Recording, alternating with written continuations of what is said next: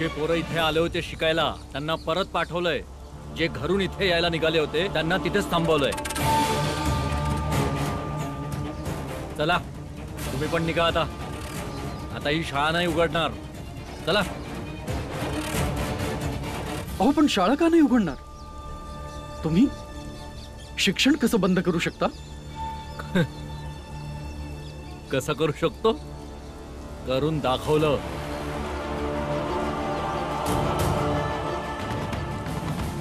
हे कुलूप दिसत नाहीये का?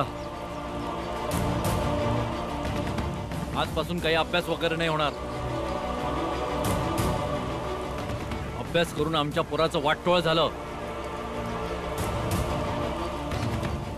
आमचा धर्म, आमची परंपरा, आमची संस्कृती सगळी संपवली तुम्ही. शेठजी, हा तुमचा गैरसमज आहे की हे शिक्षणाने होते. शिक्षण तर सहिष्णू बनवतं. अन्यायाच्या विरोधात उभं राहायला शिकवतं. नाही, मी ही शाळा बंद होऊ देणार नाही.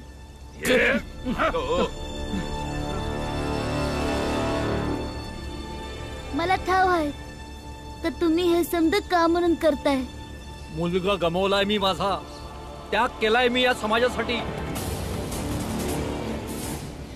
या समाजाच्या हिताचा विचार करायचा हक्क आहे मला. काय भावांनो? हे तुम्ही चुकीचं करताय. बाबा म्हणतात, जो चुकत न शिकत नाही त्याचा अंत लय वाईट असतो. पोराला गमावून बी तुम्हाला कळलं नाही का योग्य काय आहे. भीमराव, तुझे बाबा काय म्हणतात आणि तू काय म्हणतो याने आम्हाला फरक पडत नाही. समजलं? मला ठाव आहे का तुम्ही हे समज यासाठी करताय ज्यामुळे म्या आणि माझ्यासारखी पोरं शिकणार नाहीत. तर मग हे बी ऐका का तुम्ही आणि तुमच्यासारख्या लोकांनी जरी काही बी केलं ना तरी मला आणि कुणाला बी ज्याला खरंच शिकायचं असेल त्याला तुम्ही शिकण्यापासून नाही थांबवू शकत. आणि म्या या शाळेला बंद नाही होऊ देणार.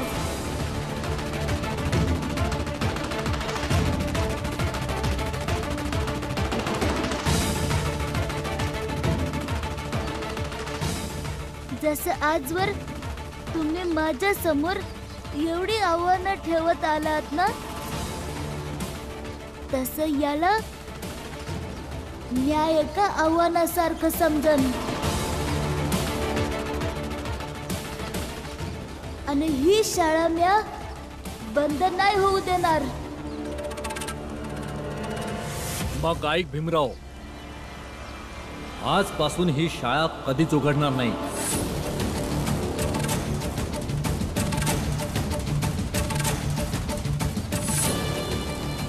मी सेठ धनसुखलाल तुला हे वचन देतो की जर ही शाळा उघडली तर मी स्वतः सातारा सोडून चालला जाईल.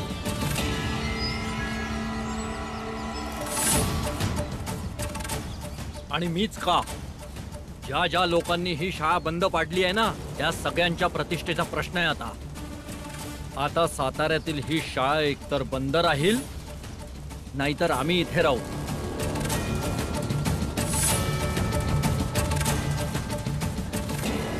मी पण बघतो तू ही शाळा कशी उघडतो ते आणि कसा इथे शिकतो ते. वय वय, इकडची शाळा आता कधी बी नाही उघडणार. चला भावांनो.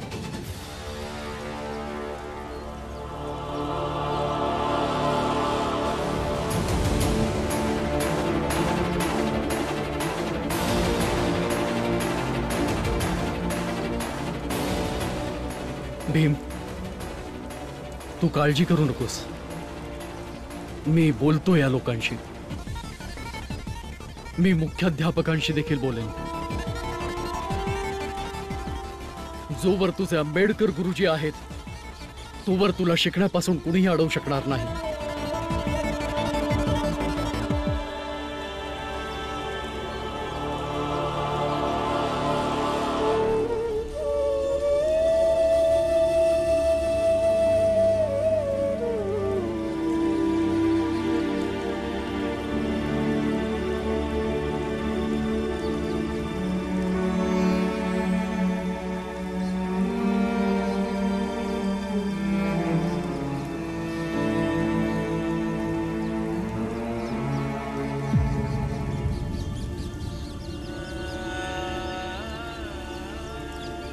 आजपासून ही शाळा कधीच नाही उघडणार.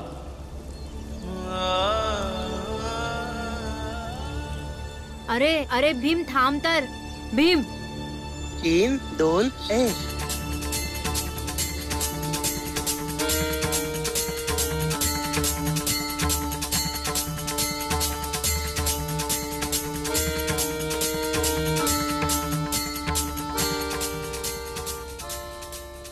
शेठजीचा पोर लवकर लवकर शिकतोय. अरे एवढं लवकर तर आपण बी नाही शिकलो. शाणा हाय आणि हुशार बी हाय. एक तर गोष्ट समजली का हे समाजवाले या गोष्टी सांगून सांगून आपल्या डोक्यात भरवीत होते का बाजा वाजविणं फक्त आपल्या जातवाल्याच काम आहे. पण ध्रुवाला पाहून असं वाटतंय का पुढे जाऊन आपल्यापेक्षा चांगलं वाजवल हे पोरग. म्हणजे प्रत्येक माणूस प्रत्येक काम करू शकतो, बस श्रद्धा असली पाहिजे. आणि ही जातपात ही तर बळजबरी केल्यावानी आहे. काय दिवस आले समाजावर. हे बघा काका, मुलगा इथं खालच्या समाजाबरोबर बाजा वाजवतोय. हे विधाता. चला काका. कान खराब झालेत का डोळे आंधळे झालेत? अरे माझं नाव ध्रुव सकपाळ आहे. छोट्या जातीचा आहे मी. आणि शेठजीचा पोरगा तर मेला ना. ओरडून ओरडून सांगितलं होतं तुमच्या शेठजींनी, ऐकलं नाही का? अंत्यसंस्कार केला होता, बघितला नाही? जेव्हा स्वतःच बनवलेली ओळख तुम्ही विसरता, मग एवढं नाटक का करता? अरे जर मी मेलोय तर का मला शेठजीचा मुलगा म्हणताय? आता निघा इथून, नाहीतर तुमचं पण शुद्धीकरण करावं लागेल. ध्रुव, आता जा आणि स्वतःचा अभ्यास करा. या छोट्या छोट्या गोष्टींवर लक्ष नका देऊ. वय ध्रुव, घरला चल. आई जेवणासाठी वाट बघत असेल. नाही. काय तुम्ही लोक मला काही पैसे उधार देऊ शकता? म्हणजे मी खायचं प्यायचं सामान विकत घेईन. ध्रुव बघा, आपला धंदा जो आहे तो मोसमाप्रमाणे आहे. आणि आता बाजा वाजवायचं मोसम नाहीये. जसं तसं काम मिळालं का त्यात आपली कमाई होते आणि आपलं पोट भरतं. आणि आताची ही जी परिस्थिती आहे तुझी, ते आम्ही समजू शकतो. थांब, हे घे. आरा घे. आरा विचार करू न ग. आता ह्याच्यापेक्षा जास्त नाही देऊ शकत. चल घरला.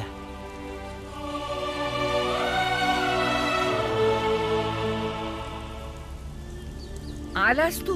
हा होय.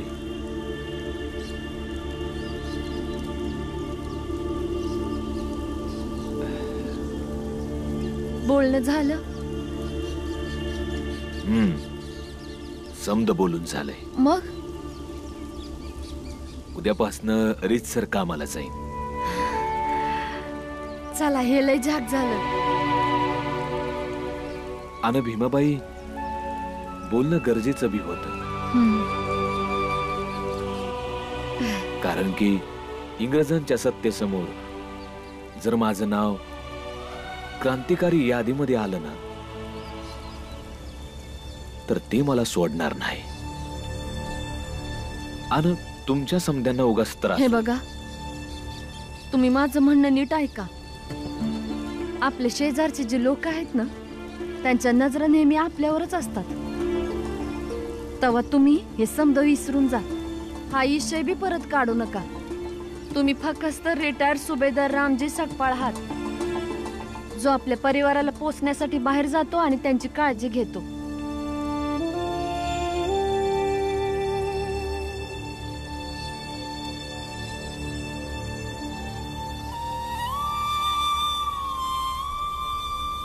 काय झालं? शाळेतून लय लवकर आलात? बाबा, शेठजीनं शाळा बंद केली आहे. काय? त्यांनी सांगितलंय की आजपासून शाळा उघडणार नाही. मी सांगितलं होतं ना तुम्हासनी, याच गोष्टीची भ्या वाटायची. हे शेठ जे गोंधळ घालतील माहित होतं मला.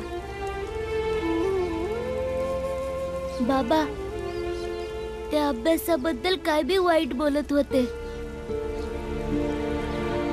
तो शेठ आणि तो चहावाला बेडवाकडं काही पण बोलतात आणि तुम्ही त्यांच्या होला हो करत असता. हे बघा, शिक्षण फार गरजेचं आहे. याला थांबवणं पाप आहे, पाप. नाही नाही, आम्हाला नाही वाटत की शिक्षण घेणं एवढं गरजेचं आहे. कारण अभ्यास करून पोरं भीमराव सारखी बनते. तुमचं दुकान आहे ना? आहे. तुमचा पोरगा संध्याकाळी हिशोब करतो. हो करतो. सांगा कसा करतो? अहो शिक्षण घेतल्यामुळेच. आणि तुमचा पोरगा धार्मिक पुस्तकं वाचून दाखवतो, वय ऐकवतो. कसं काय जमतं त्याला? अहो शिक्षणामुळेच. अहो मी तर म्हणतो ना, शिक्षणामुळेच ज्ञान आणि संस्कृतीची भरभराट होते. हे पहा, या परस्पर भांडणामुळे तुम्ही शाळा बंद होऊ देऊ नका. हे बघा, मला आंबेडकर गुरुजींचं म्हणणं एकदम योग्य वाटतंय. आणि मला असं वाटतंय आपण सगळे मिळून यांच्या बोलण्यावर विचार करूया. हो, एकत्र येऊन चर्चा करूया. तुम्ही लोक शाळा उघडू दिली पाहिजे. मग संध्याकाळी बोलूया पंचायतला आणि तिथेच निर्णय घेऊ. हो, काही हरकत नाही. असं कसं काय हरकत नाही? मी कसा अभ्यास करू? मला अभ्यास करायचा आहे. हा हा हा भीमा, तू काळजी करू नकोस, समजा ठीक होईल बघ. बाबा, ही जागा सोडून दुसरीकडे कुठेतरी जाऊया.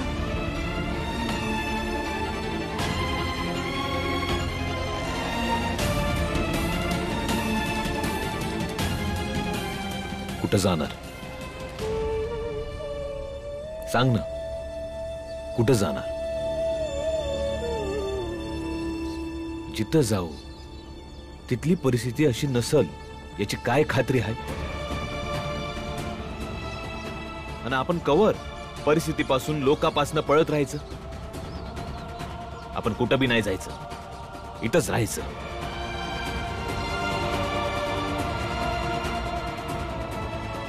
जर शाळा बंद झाली तर घरी अभ्यास कर, मी शिकवण तुला. आज सांच्याला शाळेमध्ये पंचायत आहे आणि शाळेचा निर्णय बी तेव्हाच घेणार.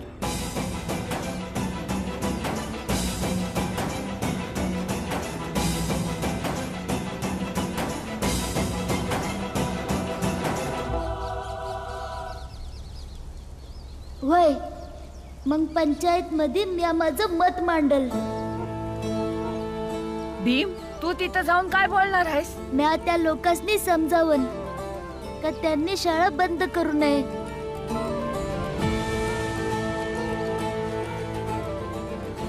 तू समजवल्यावर त्यासनी समजल का? असं कसं नाही समजणार? जसं जमन तसं समजावीन, कारण मला शिकायचंय. भीमा माझं ऐक. भीमाबाई, अहो पण आता जे बी होईल ते पंचायत मध्ये होईल.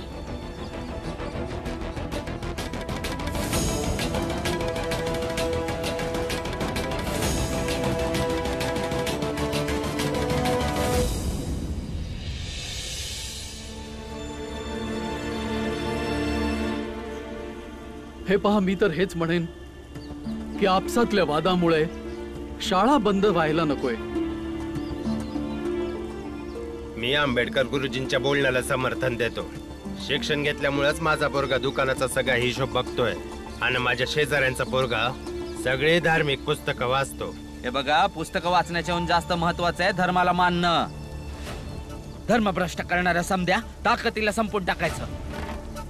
आम्ही बी शिकलेलो नाही, पण मग काय आम्ही धर्माला मानत नाही का? काय मित्रांनो, मानतो ना? नालिता वास्तवी आपण आपलं आयुष्य चांगलं जगतो ना. आपल्याला आपला चांगला वाईटाचा ठाव आहे ना. जेव्हा शाळा नव्हती तेव्हा काय आपण शेळ्या मेंढ्या होतो? नाही ना. अरे मी तर म्हणतो ना, शाळेची गरज आहे ना शिक्षणाची. याला तर बंदच केलं पाहिजे. आणि शेकडो वर्षापूर्वी जेव्हा शिक्षण नव्हतं तेव्हा विचार करा, अरे आपल्या समाजाला तोडायचा कोणी प्रयत्न केला होता ते? अशा किती घटना झाल्यात की तुमचा मुलगा छोट्या लोकांचा सकपाळ झाला. आणि कितीदा झालंय असं की तुम्ही तुमच्या मुलाला दूर मामाकडे पाठवलंय.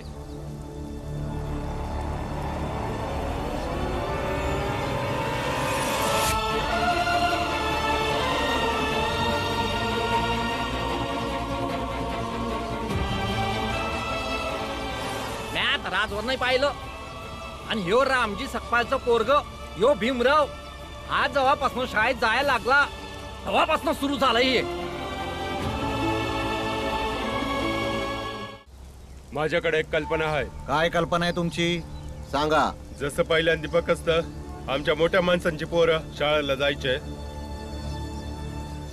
आता बी मोठ्या माणसांची पोरं शाळेला जाते.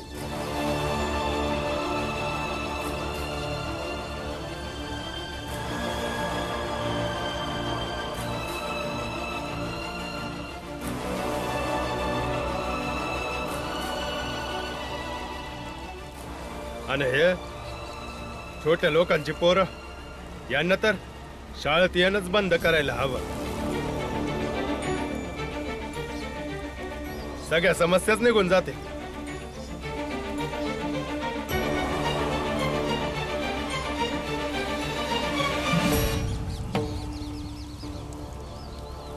मला ही चांगली कल्पना वाटते, मी सहमत आहे. पण मला एक वचन हवं आहे की काहीही झालं तरी या छोट्या लोकांचे मुलं शाळेत येणार नाही.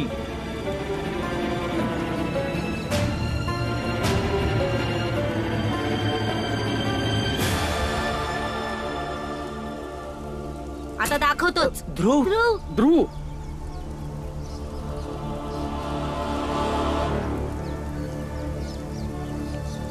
हे बघा, शिक्षणाची संधी सगळ्यांसाठी समान आहे. सरस्वतीच्या मंदिरात कुणाबरोबरही भेदभाव व्हायला नकोय. तेच तर आम्ही पण म्हणतोय गुरुजी. अहो, सरस्वतीच्या मंदिरात फक्त अभ्यास झाला पाहिजे. सामाजिक राजनीती किंवा संस्कृतीचा विरोध नाहीये. पण हा भीमराव आला ना तर हेच सगळं होईल.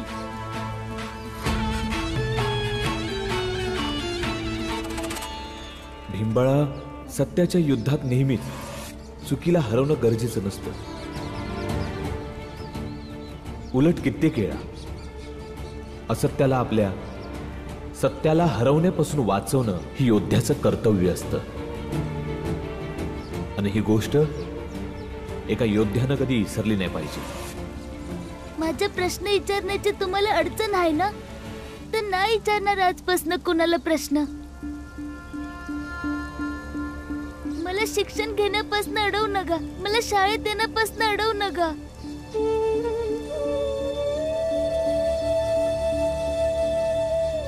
अरे थांब थांब तिथंच.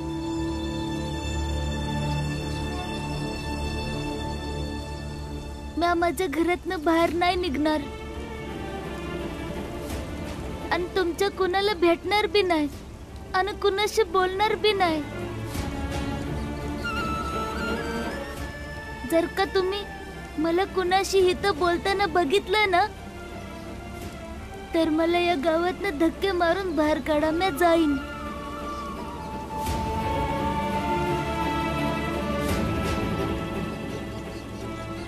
पण मला अभ्यासापासून दूर करू नका, मला अभ्यास करू द्या.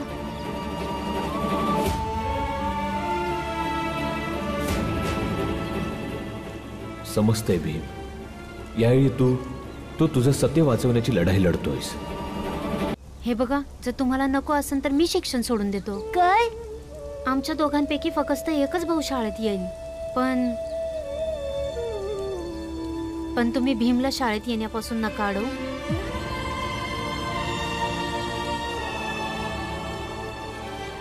आनंद दादा, तू नाही शिकलास तर कसं चालन? वय भीम, तसं बी माझं अभ्यासात मन नाही लागत. तू शिक ना. हा, हे बघा, आम्ही आमच्या समाजाच्या समध्या लोकांना सांगू की त्यांनी आपल्या कोणत्याच पोराला शाळेमध्ये शिकायला पाठवू नये. पण तुम्ही लोक फक्त आमच्या समाजाच्या एकाच पोराला भीमाला शिकू द्या. एवढे उपकार करा आमच्यावर. काका, भीमबाळा थांब, मी बोलतोय ना. हे बघा, जर तुम्ही आमच्यावर एवढे उपकार केले तर तुमचे हे उपकार आम्ही आयुष्यभर नाही विसरणार. अहो, मी तुमच्या जातीचा आहे, तरी पण तुमच्या समोर हात जोडून विनंती करतोय. भीमरावला शिक्षण घेण्याची संमती द्या, शिकू द्या त्याला.